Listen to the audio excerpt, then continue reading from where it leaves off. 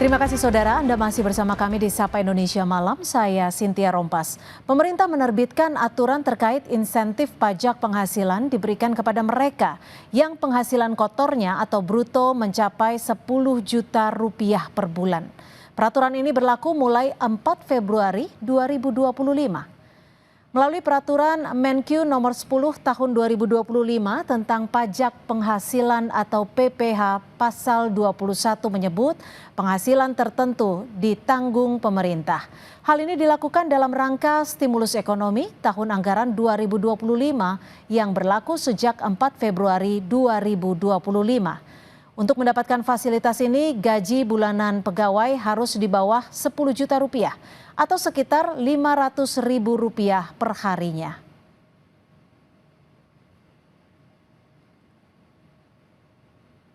Dalam peraturan Menteri Keuangan nomor 10 tahun 2025 yang berlaku mulai 4 Februari lalu, insentif pajak penghasilan diberikan kepada mereka yang penghasilan kotornya atau bruto mencapai 10 juta rupiah per bulan. Jika pekerja menerima upah harian atau mingguan, nilainya tidak lebih dari 500 ribu rupiah per hari, baik diupah secara satuan ataupun borongan.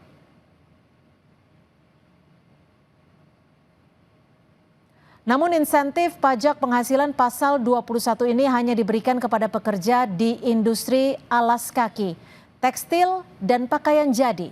Berlaku juga untuk pekerja di industri furniture atau industri kulit dan barang dari kulit.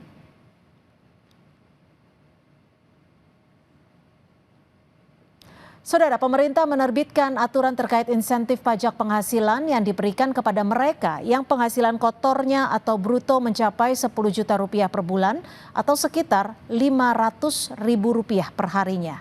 Selengkapnya kita akan ulas bersama Direktur Eksekutif Indef, Esther Astuti, dan juga anggota Komisi 11 DPR dari fraksi Demokrat, Wahyu Sanjaya. Selamat petang Mas Wahyu, selamat petang juga Mbak Esther. Terima kasih sudah bergabung bersama kami di Sapa Indonesia Malam. Ya, selamat malam juga Mbak Cynthia. Ya, terima kasih. Saya ke Mas Wahyu terlebih dahulu. Mas Wahyu, sebelum peraturan Menkyu ini diterbitkan, ada tidak koordinasi antara DPR dan juga Kementerian Keuangan? Karena kita tahu dengan stimulus ini pastinya akan ada dampak lainnya seperti dampak fiskal, kehilangan pemasukan dari negara juga.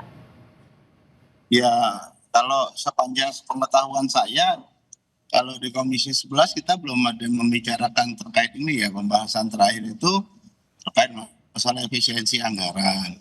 Dan tidak ada kewajiban juga bahwasanya dalam ini Kementerian Keuangan harus berdiskusi menyampaikannya kepada Komisi 11 DPR RI.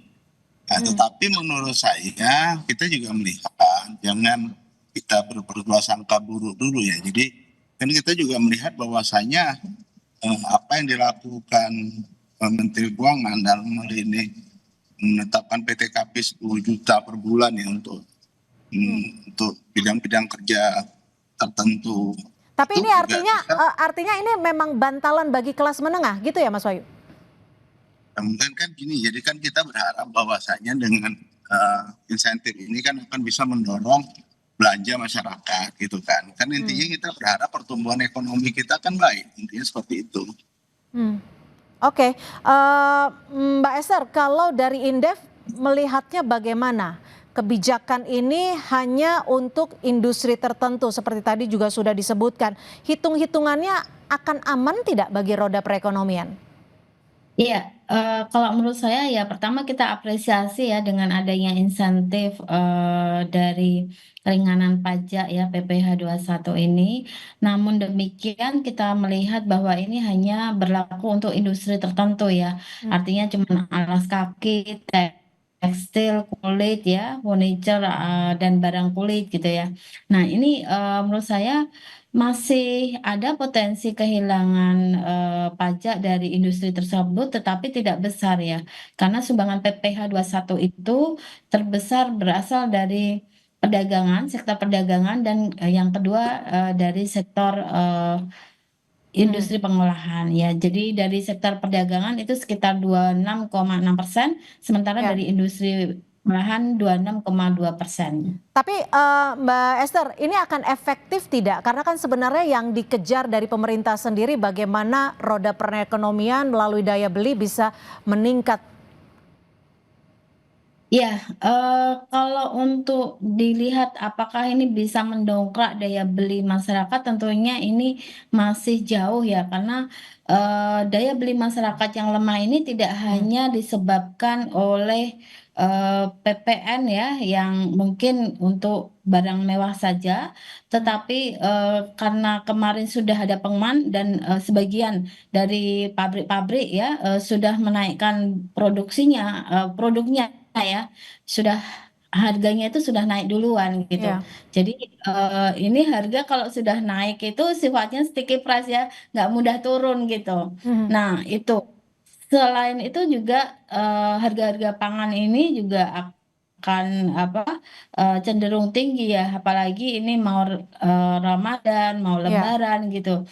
Dan di sisi lain ada kenaikan upah 6% itu. Jadi, subsidi energi juga berkurang, jadi ini merupakan, apa, dari berbagai himpitan ya, Iya. karena adanya kesulitan-kesulitan itu saya rasa dengan adanya, keringanan pajak dari, hanya untuk sektor industri padat karya saja itu Mhm. masih relatif kurang gitu Mhm. ya.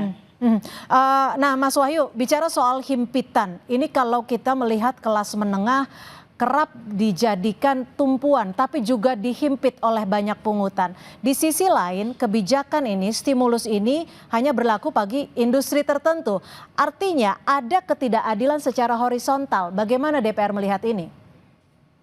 Ya, jadi begini, pada saat keputusan ini diambil pasti sudah ada data-data yang mendukung, dan saya rasa dalam hal ini Kementerian Keuangan kenapa mengambil dulu posisi yang seperti ini, karena menurut perhitungan dan kalkulasi mereka, inilah yang akan memberikan dampak yang cukup signifikan terhadap apabila kebijakan ini dilakukan, Hmm. kira-kira seperti itu. Ya, tapi kan nanti ya sudah pasti saya itu khususnya saya kan nggak pegang datanya, jadi saya tidak bisa mengatakan bahwasanya oh ini tidak bagus atau tidak bagaimana gitu ya kan. Jadi kita harus berpikiran selalu positif bahwasanya apa yang dilakukan pemerintah pada dasarnya niatannya adalah bagaimana supaya pertumbuhan ekonomi yang ditargetkan di 2025 ini bisa tercapai. Ya. Dan dalam hal ini saya mengapresiasi kalau misalnya TKP-nya ini walaupun belum terhadap seluruh golongan masyarakat, Mhm. ya ada upaya dari pemerintah bahwasanya untuk lebih mensejahterakan rakyat, kira-kira seperti itu. Hmm, hmm. Mbak Esther, ini ada tidak sih sebenarnya tantangan administratif melalui kebijakan stimulus ini bagi tidak hanya bagi perusahaan, tapi di sisi lain bagi mereka yang tidak menerima kebijakan ini, namun gajinya bisa dikatakan tipis-tipis dari 10 juta gitu. Iya. Nah, itu dia, yang saya sayangkan ini kebijakannya hanya untuk industri padat karya dan hanya untuk industri tertentu saja. Mhm. Sehingga, saya rasa ini juga harus dipilah ya nanti, secara administrasi, apakah memang pemerintah bisa memantau ya, apakah, insentif ini benar-benar bisa dinikmati oleh mereka atau tidak gitu. Jadi ketika mengeluarkan kebijakan itu harus ada evaluasi dari kebijakan tersebut, Ya. sehingga ketika, kebijakan tersebut tidak pas atau pas gitu ya, Mhm. atau bagus, itu kalau bagus bisa diteruskan, tetapi kalau tidak pas ya, mohon dianulir gitu ya. Mhm. Mas Wahyu, ini kan kebijakan yang tertuang dalam peraturan Kementerian Keuangan berlaku mulai Februari 2025 sampai Desember 2025. Apakah nantinya keberlanjutan pasca setelah 2025 ini akan memberikan dampak yang signifikan kalau hitung-hitungan dari DPR sendiri? Iya, kan makanya kita akan melihat perkembangan dalam berapa bulan ya, maksimal sampai Desember 25.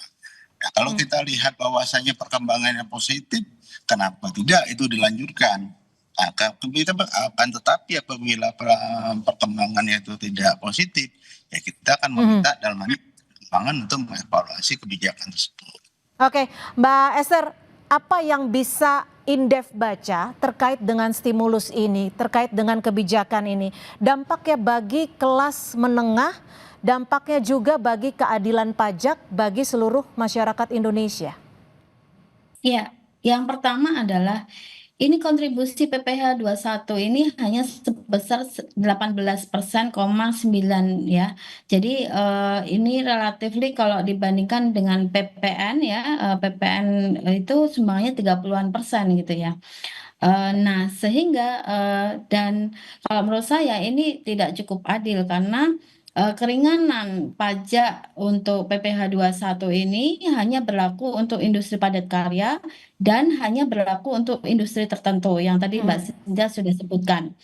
Nah, yang kedua, sementara ketika kita melihat ya PPNBM itu naik 12%, itu menghantam semua kelas menengah, katakanlah jasa kesehatan premium, pendidikan premium ya, terus pangan premium. Nah, ini kan juga menurut saya tidak pas gitu ya. Nah, kemudian kalau kita lihat dari sumbangannya, ini dari sektor industri pengolahan saja itu kan sekitar 26,2%. Ya. Dan 26,2% itu hanya diberikan untuk industri padat karya saja dan industri tertentu. Itu saja sih Mbak. Jadi kurang, jadi masih hanya dinikmati oleh industri tertentu Ya. dan tidak seluruhnya. Sementara di sisi lain PPNBM itu menghantam semua kelas menengah. Baik, terima kasih atas perspektif Anda, Direktur Eksekutif Indef Esther Astuti, dan juga anggota DPR RI dari fraksi Partai Demokrat, Mas Wahyu Sanjaya, sudah berbagi di Sapa Indonesia Malam. Selamat malam.